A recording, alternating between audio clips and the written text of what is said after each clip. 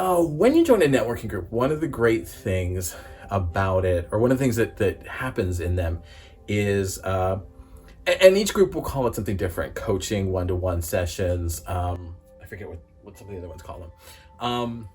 But it's really your opportunity to sit down with the other businesses that are in your chapter, outside of your chapter meetings, and really start to talk about what your business does, what their business does, and where areas that you can intersect at.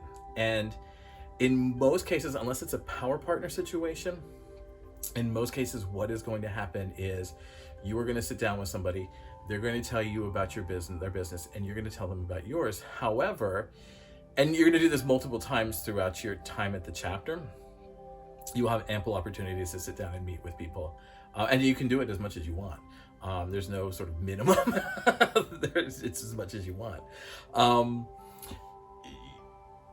Your goal, again, in all of this and everything in networking, is not to speak to the person in front of you. You are educating the person in front of you on what to look for and how to speak to your super fans and those casual consumers that will possibly convert, okay? You are not looking to sell the person in front of you. You are not looking to purchase from the person in front of you. Sure, it may happen. Great if it does, but that's not the goal. The goal is to have access to people that you would not normally have access to, okay? So by sitting down with, and this happens sometimes in chapters where it's like, well, I don't know anything about that business. I would never sit down with that person. Why would I care about, one of the ones I was like, a personal injury lawyer. I don't know anybody that's, that's fallen. I can't help it, but you might down the road. And maybe they can help you find consumers. You don't know what their background is. You don't know where you don't know. And so by saying, well, I don't think I could refer them to business, you probably can if you listen to them. But more importantly, it's all about you. Make it all about you. They can help you find more superfans. And that's the goal in networking, right? The goal in networking is to find and hire an unpaid sales and marketing team.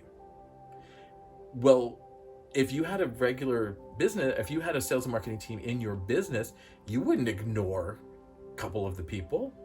Well, Bill, I don't know, Tom isn't going to ever make a sale, so why should I waste my time training him? Well, because Tom might just need to know who, and you never know.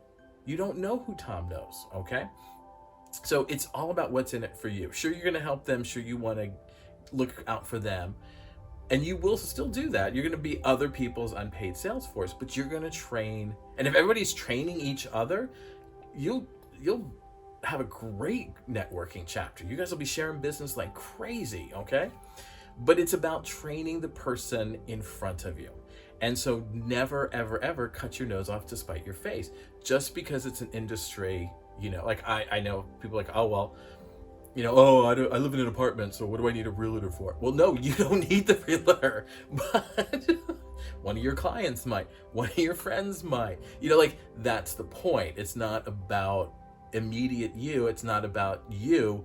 It's about the people you know and the people they know. So that's what you need to focus on. Okay. When you go into your one-to-one meetings, the first time it's going to be talking about the business. It's going to be all facts and figures. You're going to use your talking points mainly. And if you have any questions on that, see the talking points video. Second time around, you're probably going to talk about products and services and those kinds of things. And that's when the selling points would kick in. And at the same time, you're also going to have time before and after the meeting to get to know the people personally. So, when I was chapter president, I always encouraged people to, even if the meeting started at 7:45 and we expected people there at 7:30, I always encouraged them to get there at like 7:15, because get an extra 15 minutes of just getting to know people. And again, knowing somebody will give you so much more information into who they are and who they know.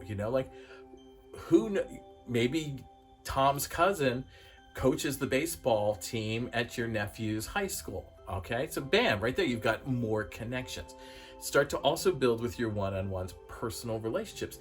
And again, it's not always about making business. It's about finding a teamwork, finding a community of people who can help you grow your business. All right. Um,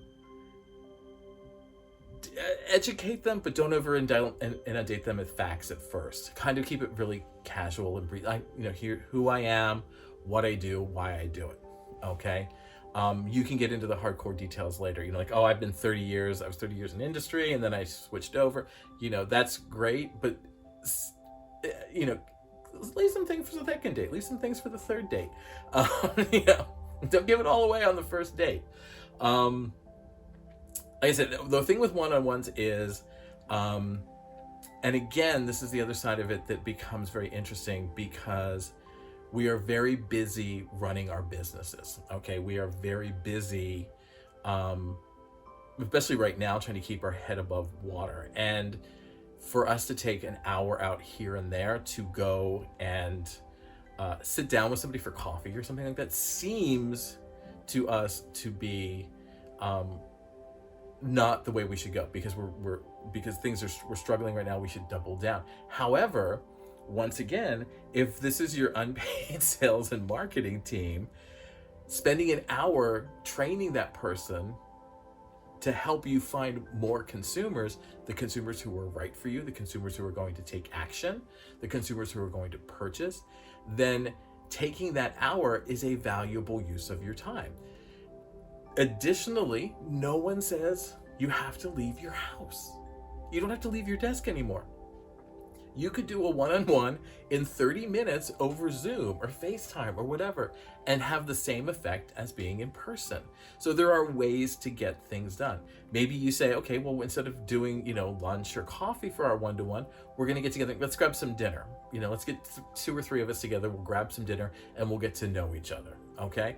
There are alternate solutions to the problem that you're facing, but ultimately what I'm saying is, do a one-on-one, try and do them as much as possible, and repeat them. Because again, much like your current consumer base, your super fans and your casual consumers, you got to show them a little love. You just can't bop in and be like, hey, what are you going to do for me?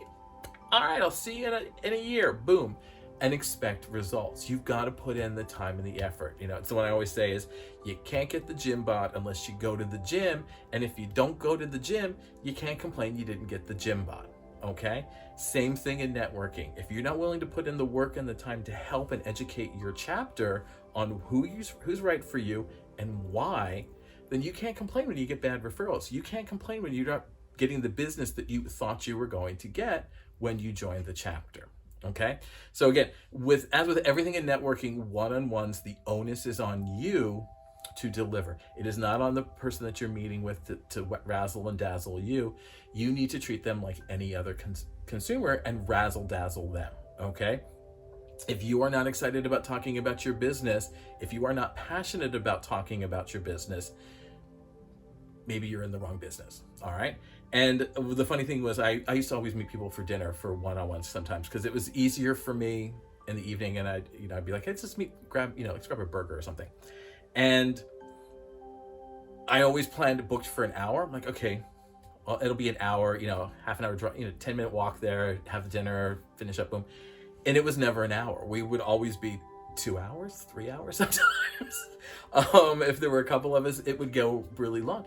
And at the end, we really sort of bonded and felt like, okay, I can really help you find the people that you need to. And I was more invested in finding the people that they needed, because I didn't want to let them down. I felt like they were part of my team and my community. So I wanted to support and help them. So I worked extra hard to try and find them business. Wasn't always successful, but none of us are. And so you want to make sure that you're doing the best. And again, that building that deep relationship it's what small business is all about. That's how we market and sell. All right, so this has been the one-on-one section of the networking units on the Sell Your Experience units. There's a bunch of these, so go back if you haven't done, there's the networking in general, there's one on events, there's one on groups, 30-second commercials. And I think that's pretty much it for the networking section. We'll be adding more videos and more content later down the road, but for right now, that's it. Visit me at ehhoward.com 24 hours a day, 7 days a week, even on Sundays.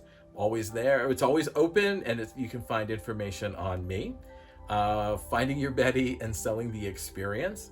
And while you're there, join our mailing list. We're doing all kinds of crazy stuff coming up. We're doing, I'm going to do a podcast collaboration with a fellow small business. We're going to start gearing up and doing some more workshops that are coming up based on some of the core concepts of the units. And some other collaborations and things that we've got in the pipeline. So I want you all to be first in line for that.